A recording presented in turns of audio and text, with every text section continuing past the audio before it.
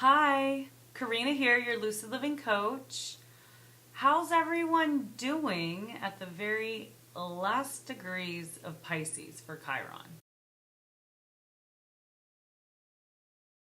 Now, I have been really meditating, thinking about this all at the same time purging, because this is transiting my 8th house of like death, rebirth, and like hidden things.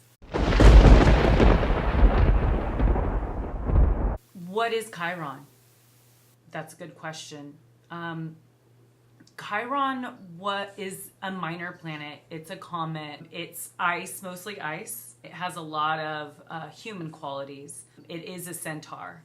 So it's half horse or animal and half human, which was discovered in November 1st of 1977. So it was birthed as a Scorpio, right? Because it was discovered when the sun was in Scorpio.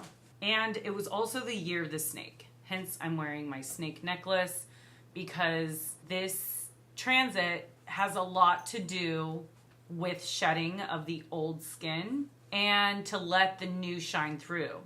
So Chiron is going through Pisces, which is the last sign of the zodiac. And in every birth chart, we have Chiron. And wherever Chiron is in our birth chart is kind of the area of wounding that our human experience is kind of dedicated to healing these wounds that we have in other people. This is an area because it's our shadow side that we don't tend to reveal or let people know about. It's highlighted a lot in our life. So we look at it and we're kind of experts at it, okay? Making this thing that we considered a weakness or we think of as a weakness is actually one of our greatest strengths because these are our wounds, okay? So this is, Chiron's at 29 degrees of Pisces, where it will be entering Aries. It's been 8 years in Pisces. So it entered Pisces, Chiron entered Pisces in 2010, and then it retrograded back into Aquarius and went back into Pisces in 2011. So this has been our healing journey since around 2011, okay? We have been healing this aspect of wherever Pisces is in your chart, that's where it's been transiting. So, and you could also look at like the positioning of Chiron in your birth chart and see it, like look at these two houses, and these are the kinds of things that we've been working on since. That's coming to a close. And in that, we're purging a lot, okay? Because we see and we feel like this light at the end of the tunnel. And also, because Chiron is our wounds, and wounds, they're like inside, okay?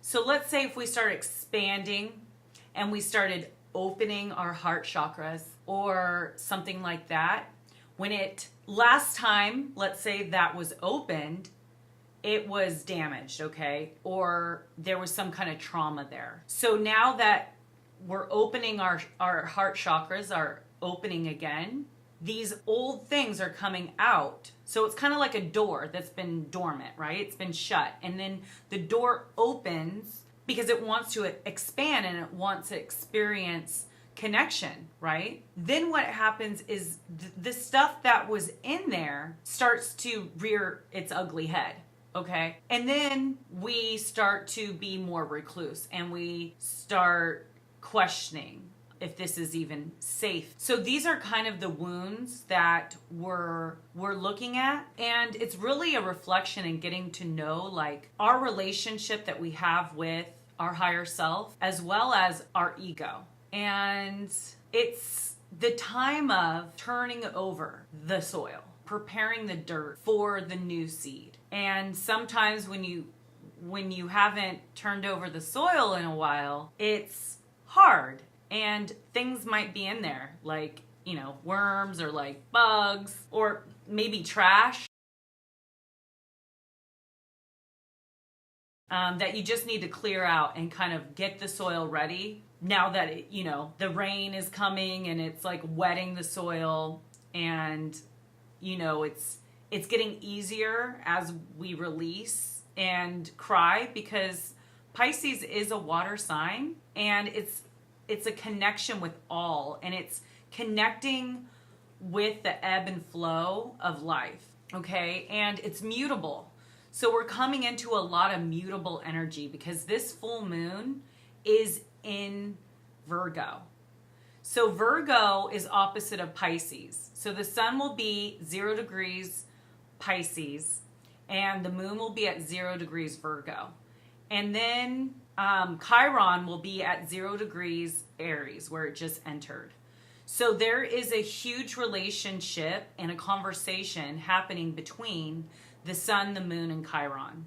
And the sun is our identity, and the moon is like our emotion, right? So the sun is like our persona or our mask and our masculine energy. That's also ego.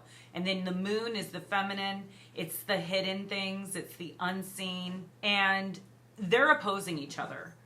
So they're trying to integrate the mind and the heart or emotion. And Hey, please don't do that on the couch. Get off. Get off. And Chiron has entered Aries, like being reborn from our wounds. Aries is also ego, and it's the first sign of the zodiac. So it rules the spring and the new beginnings, which is, I'm super excited for it. I feel like I have been through a lot since 2010 and 11. And I've done a lot of work during that time. So I'm pretty excited about Chiron entering Aries. So to get back to Chiron, it's a physical icy planet. And when the sun makes contact with it, because the sun is really close, it's like 10 degrees apart, and it's going into a fire sign in the decan of Mars, it transforms immediately. So you might be ice, and then when it gets in that fire sign, that ice turns immediately to gas. So there's a fast transformation that will happen. So in the last few weeks, building up from that new moon, we've been feeling it. We've been feeling the triggers. Like the universe has been bringing things up that trigger us and upset us. And, our question is like, why? So if it's still triggering you, then it's still an area that's still sensitive and needs to be healed and worked through more. And hence, a lot of people are needing space from their loved ones. They're setting boundaries, or they're just needing this time for going inward, because that's what is being highlighted here. It's an ending, so it's very Scorpion. It's very Plutarian, very Pluto, very snake shedding the skin, very Phoenix-like, and this is going to be an accelerated transformation. And so Chiron, it orbits the outside of our solar system, in between Saturn and Uranus. So it's eccentric and different. It's godlike in the fact that it's half human, and then it's very animalistic too.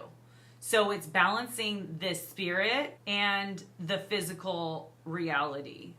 Your relationship with your higher self and your relationship with your wounds here in the three-dimensional reality. It's a centaur, so it's very similar to Sagittarius. Chiron, I believe, is definitely associated with twin flame journey and relationship, because the twin flame portal is between Sagittarius and Gemini, where Ophiuchus and Orion is.